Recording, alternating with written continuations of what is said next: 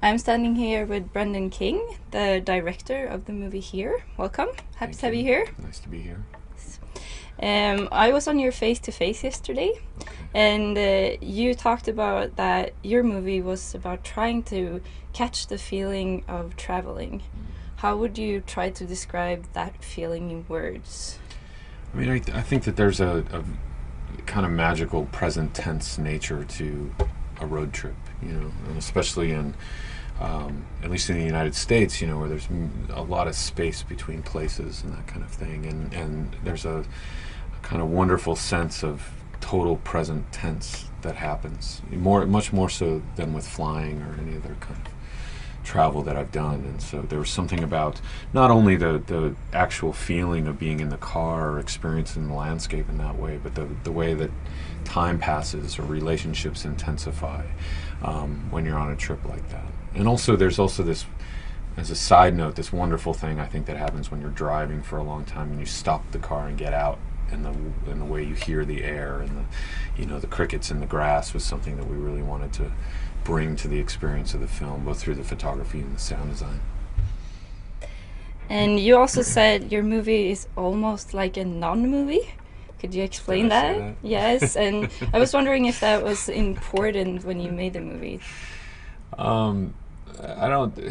Remind me a little bit about what was I talking about when I said that? Well, you said that you didn't want to do Oh, usual okay. movie-like Yeah. Okay, I remember things, now. and Yeah, I yes. mean what I was talking about, and this actually goes back to your first question. Also, it was Danny Valent, my co-writer, is a writer who lives in Melbourne, Australia, and a lot of our conversations about the script had to do with trying to create scenes that reflected the reality of the way that certain things happen, the way you meet someone when traveling. Not the movie version of that in which everything's cute and romantic immediately, but let's reflect the awkwardness. Let's reflect the false starts. The little arguments that happen when you're traveling with someone new, rather than just going with what I call the movie versions of events. And in many ways, the entire structure of the film is built around that. Some of the duration of certain scenes is built around that. Rather than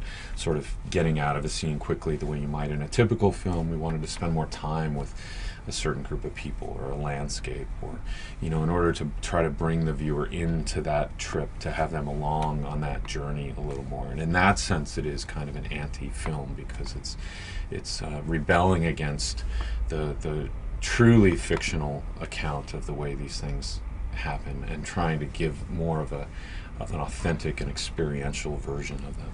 The making of the film, everything from the development of the film to the actual shooting of it, was a complete journey, and a very authentic journey. And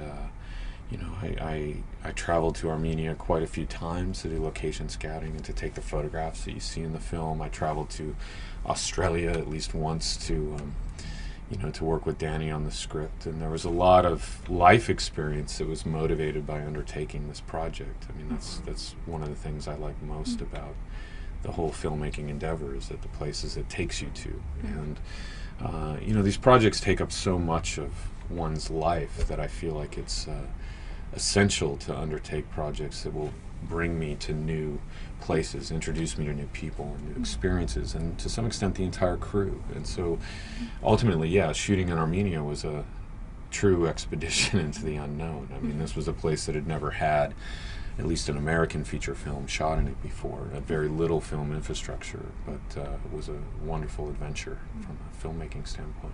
Yes, and the map itself, a map, has a very important role, I think, in your movie. What do you think the map represents? Well, tell me a little bit about your perspective on it.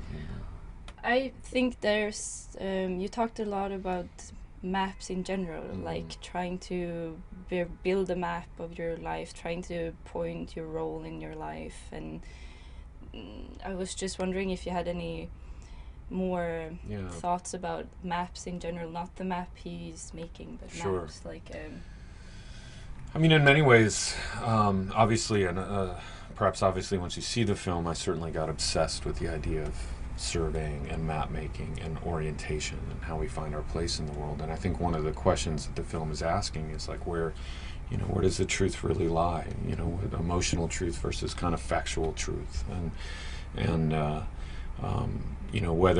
what the limits of logic are, where emotion takes over, where relationships take over, how we step more deeply into ourselves. And I think that what Will, the main character, the map maker, kind of discovers is the limits of a kind of a logic-based mapping and the benefits of kind of a more emotional take on the world and one's place in it. And the entire film is looking at how we define ourselves and orient ourselves through our work and our relationship. These two characters, one who's an artist and one who's a scientist, how those things complete each other.